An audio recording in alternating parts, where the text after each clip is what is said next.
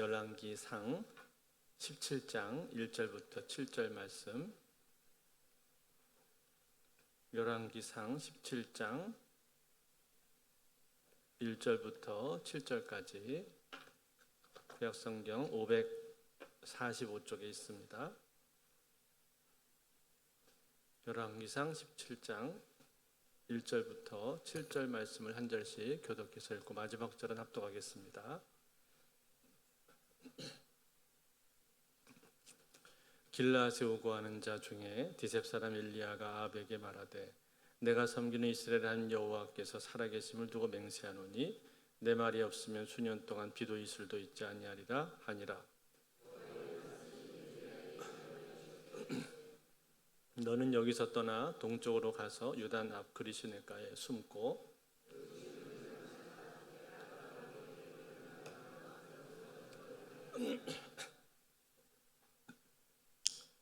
그가 여호와의 말씀과 같이 하여 곧 가서 요단 앞 그리시네가에 머물매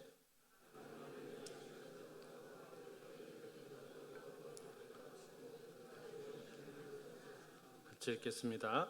땅에 비가 내리지 아니하므로 얼마 후에 시내가 마르니라. 아멘.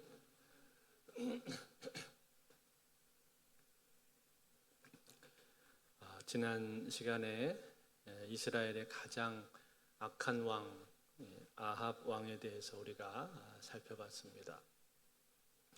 이 아합 왕이 역사상 가장 악한 왕이었는데 이 아합이 가장 악한 왕으로 그렇게 남게 된 이유가 무엇이었습니까?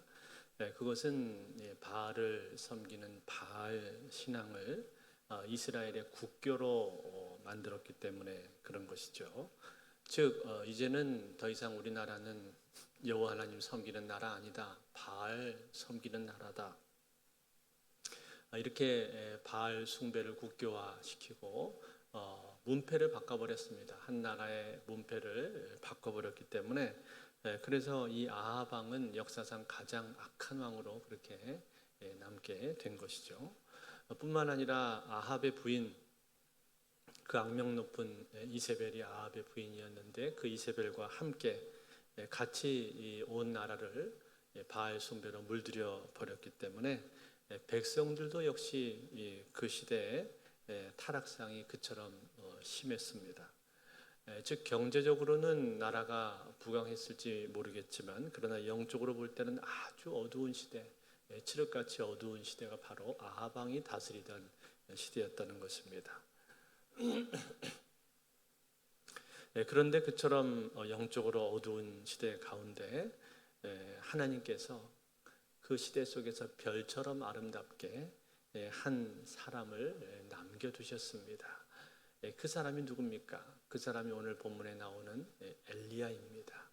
엘리야가 오늘 본문에 이제 열왕기상 17장부터 등장을 하게 되는데 이 엘리야의 등장, 엘리야가 나오는데 이 엘리야를 어떻게 소개를 해주고 있습니까? 오늘 1절에 보니까 엘리야를 이렇게 소개해 줍니다.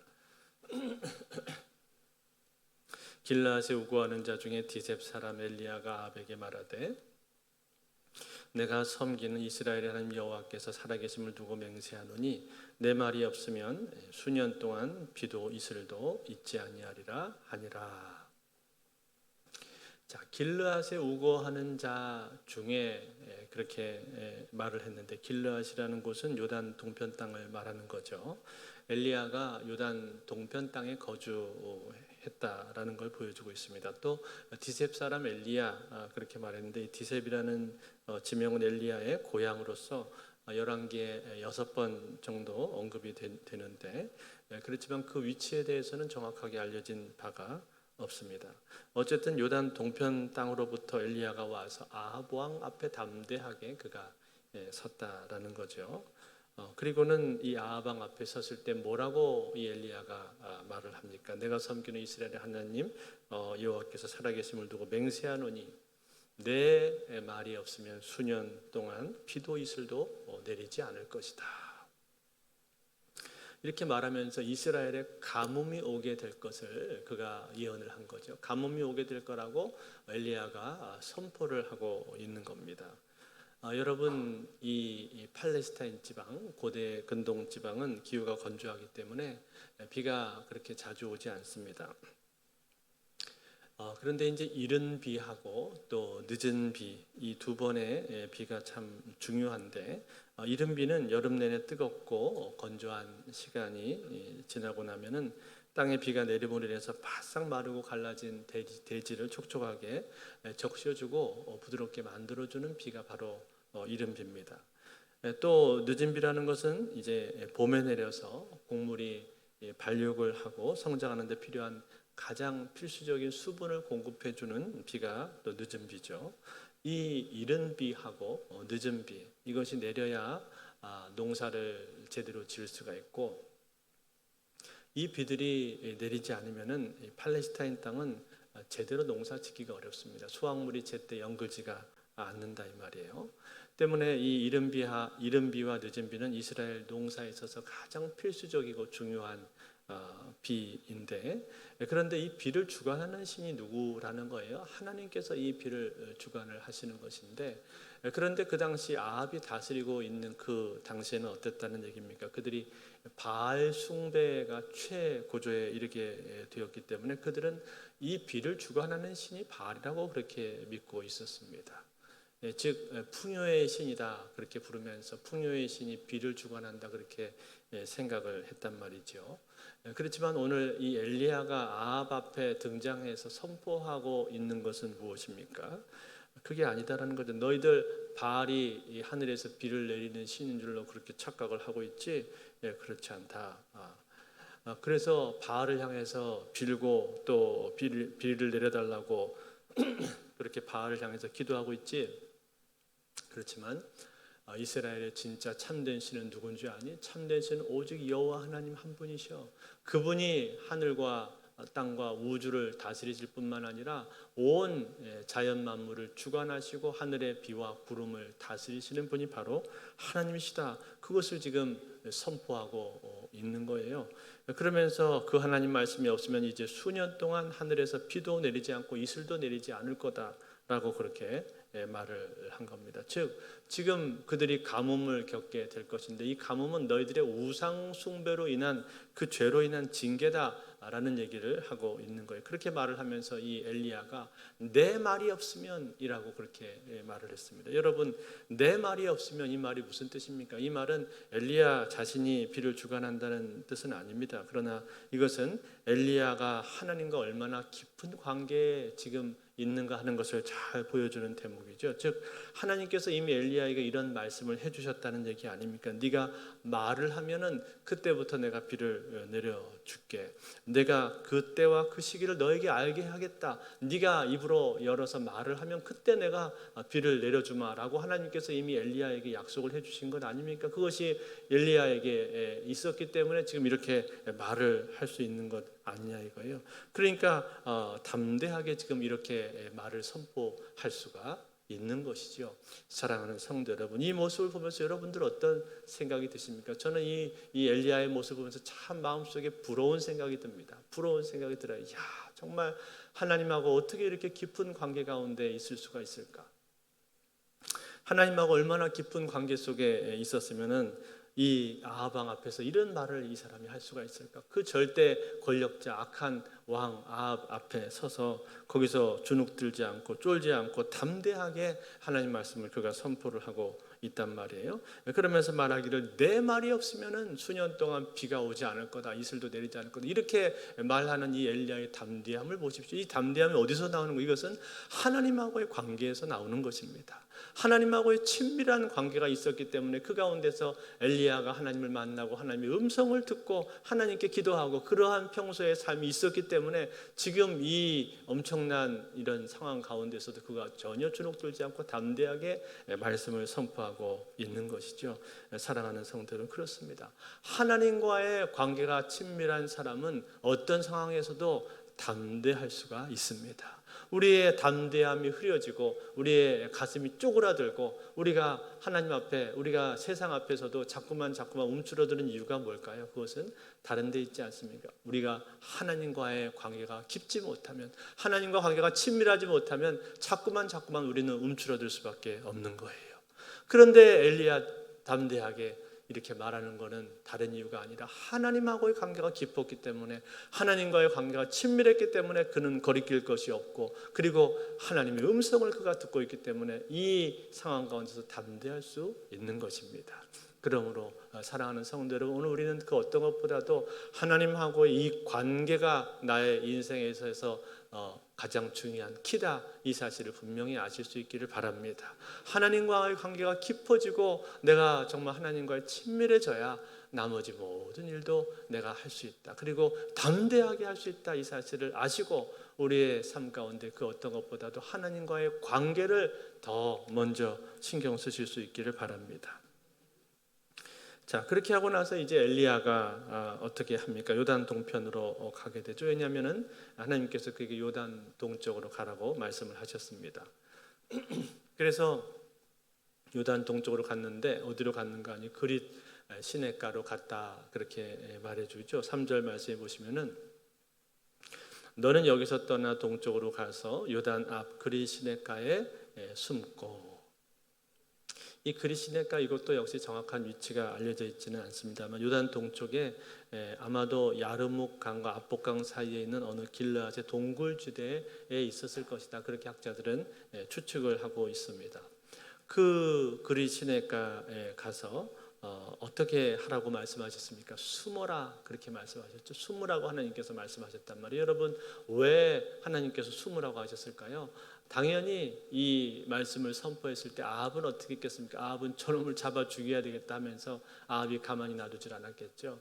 그러니까 그가 목숨의 위협을 받고 있는 상황이었기 때문에 하나님께서 그릿 시냇가로 가라고 말씀하신, 가서 숨어라, 그렇게 말씀을 하신 거예요. 또 한 가지 중요한 이유는 무엇인가 하니, 이 선포, 엘리야가 말씀했던 이 말씀, 그 말씀의 내용이 이제 하나님께서 거기에 대한 응답을 주시겠다는 뜻이기도 합니다. 그렇죠? 이 내 말이 없으면 수년 동안 비도 내리지 않고 이슬도 내리지 않을 거다라고 선포했는데 그 말에 대한 응답이 이제 곧 이루어진다는 걸 하나님께서 지금 보여주고 계신 것 아닙니까? 이제 금방 가뭄이 오게 된다는 거예요. 가뭄이 오기 때문에 엘리야를 어디로 보내고 있는 거예요? 가뭄에도 살아남을 수 있는 시냇가로 보내고 있는 거예요. 그래서 그릿 시냇가로 가라, 그렇게 말씀을 해주고 있는 거죠. 그런데 여러분, 참 놀라운 사실은 무엇입니까? 가뭄이 찾아왔습니다. 찾아왔음에도 불구하고 하나님께서 엘리야로 하여금 그곳에서 물을 마실 수 있도록 도와주셨고, 더 놀라운 사실은 무엇인가 하니 그곳에 하나님께서 까마귀들을 보내셨다는 사실입니다. 오늘 본문에 보니까 이렇게 되어 있죠. 5절과 6절을 우리 한번 같이 볼까요? 같이 한번 읽겠습니다. 5절 6절 시작. 그가 여호와의 말씀과 같이 하여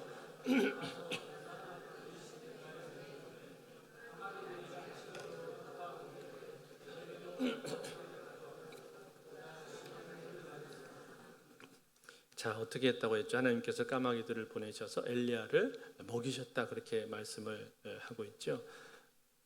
그런데 여러분, 여기서 하나님께서 엘리야를 먹이실 때 풀이라든지 곡물이라든지 이런 거를 먹이지 않으셨습니다. 그게 아니고 뭘 먹이셨다고 그랬어요? 고기를 먹이셨어요. 고기를. 이 유대인들도 아침에 고기 먹고 저녁에도 고기 먹는 사람은 잘 사는 사람들만 그렇게 되는데, 아침에도 고기를 먹이고 저녁에도 고기를 먹였단 말이에요. 근데 놀랍게도 그 고기를 누구를 통해서 먹였습니까? 까마귀를 통해서 먹였습니다. 까마귀가 아침에도 떡하고 고기를 가지고 오고, 그리고 또 저녁에도 떡하고 고기를 까마귀가 가지고 왔단 말이에요. 여러분, 이 까마귀가 도대체 어디에 가서 이러한 것들을 가지고 왔을까요? 이 까마귀들이 가져온 걸 여러분 생각을 해보십시오. 떡을 가져왔단 말이에요. 떡이라는 것은 어떤 겁니까? 이것은 자연적으로 나는 게 아니잖아요. 자연에서 생성되는 게 아니지 않습니까? 떡을 가져왔다는 건 무슨 뜻이에요? 떡이라는 것은 어디 가정집이라든지 혹은 식당이라든지 아니면 왕궁이라든지 떡집이라든지 이런 데 가야지 있는 게 떡 아닙니까? 그러니까 떡을 가지고 왔다는 것은 이것은 어디 자연에서 가지고 온 것이 아니라 어딘가에서 까마귀가 가지고 왔다는 얘기를 하고 있는 거예요. 그게 어딘지는 모르지만 까마귀가 어딘가에서 떡을 가지고 왔습니다. 그러니까 고기는 어떻게 했어요? 고기는 날고기일 리가 없잖아요. 떡을 가지고 온 걸 볼 때 고기도 틀림없이 익은 고기였을 줄로 믿습니다. 익은 고기, 아마 잘 익은 고기를, 맛있는 고기를 어딘가에서 가지고 왔겠죠. 도대체 어디서 가지고 왔는지 우리는 알 수가 없습니다. 그렇지만 분명한 것은 뭐예요? 분명한 것은 하나님께서 까마귀에게 어디를 가면 떡이 있고 어디를 가면 고기가 있다는 사실을 분명히 알려준 것이고, 그 까마귀가 하나님의 인도하심을 받고 가서 정확한 장소에 가서 떡하고 고기를 물고 왔다는 사실이에요. 그것도 하루 이틀이 아니라 무려 40일, 그 긴 기간 동안에 하나님께서 이 떡과 고기를 물고 와서 엘리야를 먹여주셨다는 사실이, 할렐루야. 여러분, 얼마나 놀라운 일입니까? 사랑하는 성도 여러분, 이처럼 하나님께서는요, 하나님을 사랑하고 하나님께 순종하고 그리고 하나님의 말씀대로 행하는 사람들의 필요를 정확하게 채워주시는 줄로 믿습니다. 즉 당신의 백성들의 필요를 하나님은 아십니다. 그것을 아시고 외면하지 않으신단 말이에요.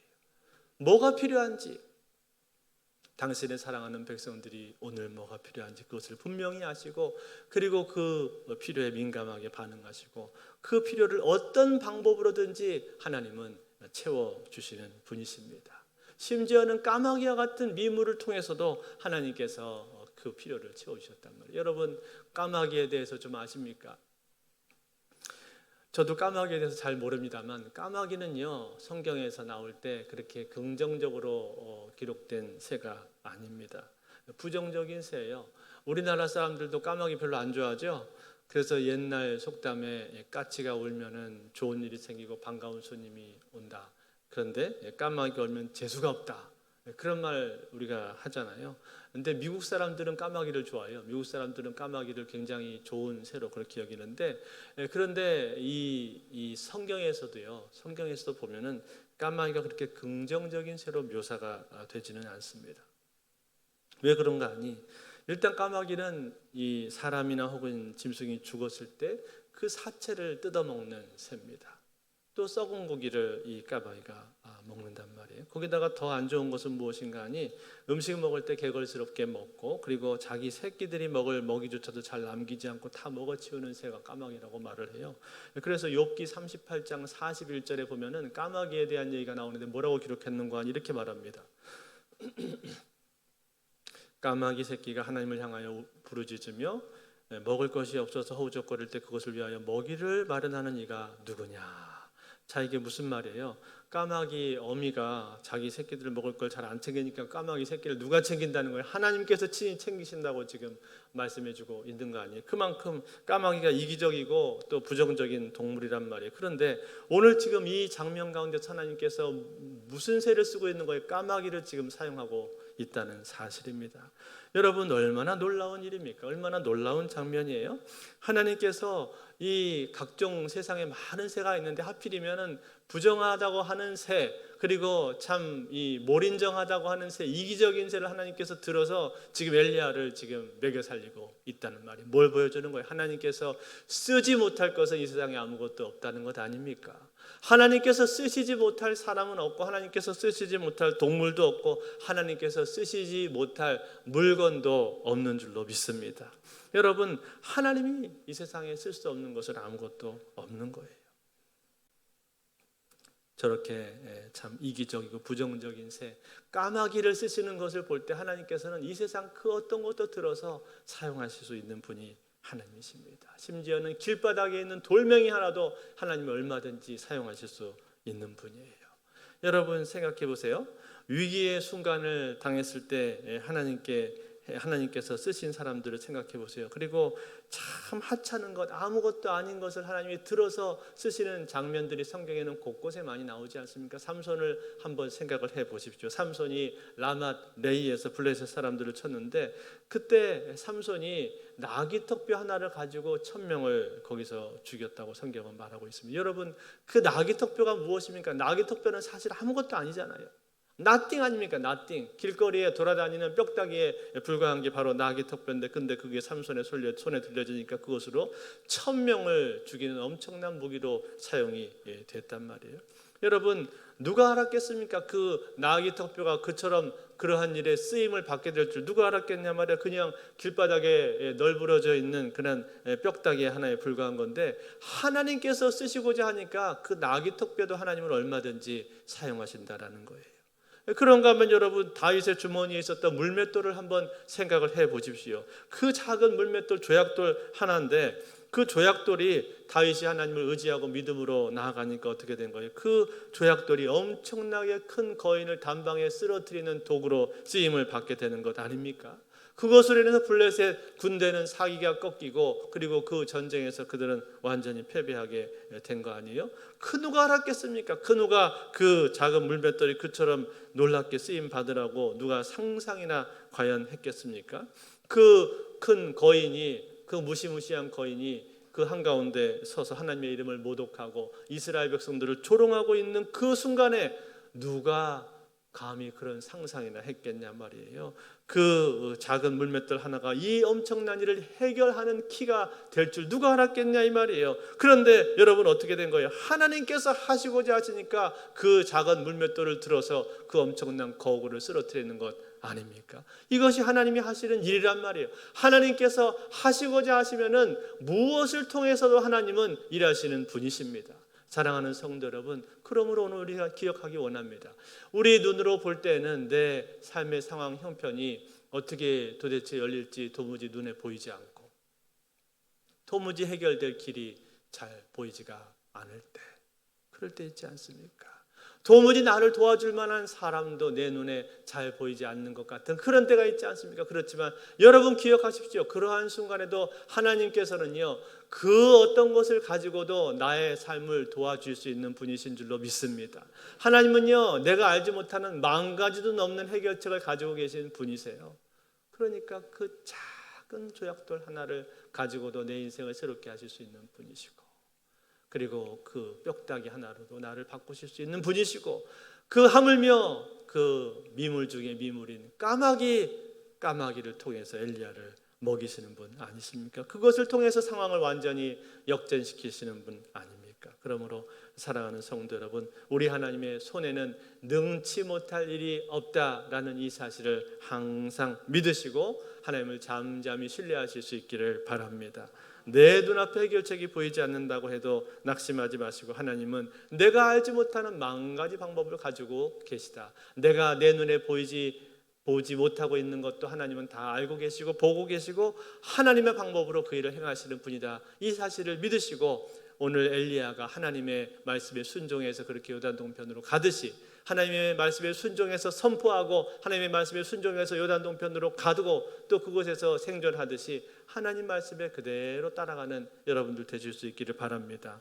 이제 말씀 맺겠습니다. 찰스 스펄전 목사님이 하루는 자신이 돌보는 그 고아원 아이들을 위해서 한 도시에서 모금을 했는데 300파운드의 금화를 모금을 했습니다. 그리고 너무나 감사해서 하나님 앞에 감사하는 기도를 자기 서재에 와서 간절하게 드리고 있었습니다. 그런데 그때 갑자기 하나님께서 이 스펄전 목사님한테 말씀을 하시는 거예요. 그 돈을 조지 뮬러 목사에게 갖다 줘라.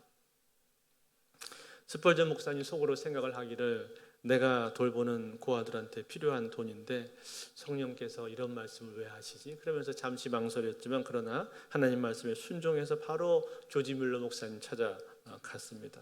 뮬러 목사님을 찾아가니까 기도실에 있다가 목사님이 나오셨는데, 이 스펄전 목사님이 300파운드를 조지 뮬러 목사님에게 내밀면서 이렇게 말을 했습니다. 목사님, 이거 제가 그 시내에서 모금해서 모금한 300파운드인데 하나님께서 목사님에게 가져다 주라고 해서 제가 가지고 왔습니다. 그랬더니 이 조지 뮬러 목사님이 스펄전 목사님의 두 손을 꼭 잡고 눈물을 흘리면서 이렇게 말했습니다. 목사님, 저는 지금 우리 아이들에게 긴급하게 필요하니 300파운드를 보내달라고 하나님 앞에 간절히 기도하고 나오는 중입니다.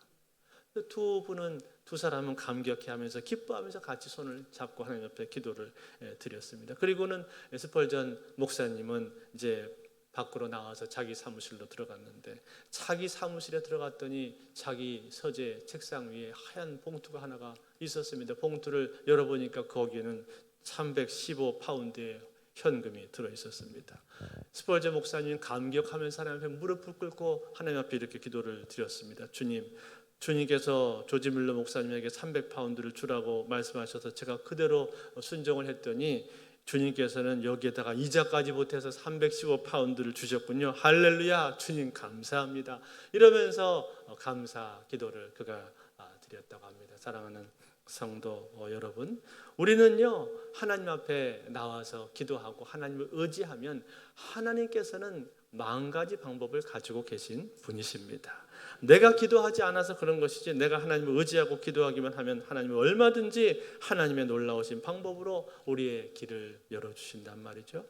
하찮은 미물인 까마귀조차도 하나님께서 사용하셔서 그 엘리야를 먹이시는 분이거든, 하물며 사랑하는 우리 자녀들, 하나님의 백성들을 하나님께서 먹이시지 않겠습니까? 하나님께서 그 필요를 돌보지 않겠습니까? 반드시 채우시고 돌보신다는 거예요. 그러므로 사랑하는 성도 여러분, 오늘 우리는 이 엘리야의 삶의 모습을 보면서 하나님을 신뢰하시되 잠잠히 깊이 하나님을 온전하게 신뢰하실 수 있기를 바랍니다. 하나님을 온전히 바라보고 의지하실 수 있기를 바랍니다. 그러면 하나님께서는 하나님이 가지고 계신 놀라운 방법으로 우리의 삶을 인도해 주시고 축복해 주실 줄로 믿습니다. 이 은혜가 오늘도 저와 여러분의 삶에 함께 하시기를 주의 이름으로 축원드립니다.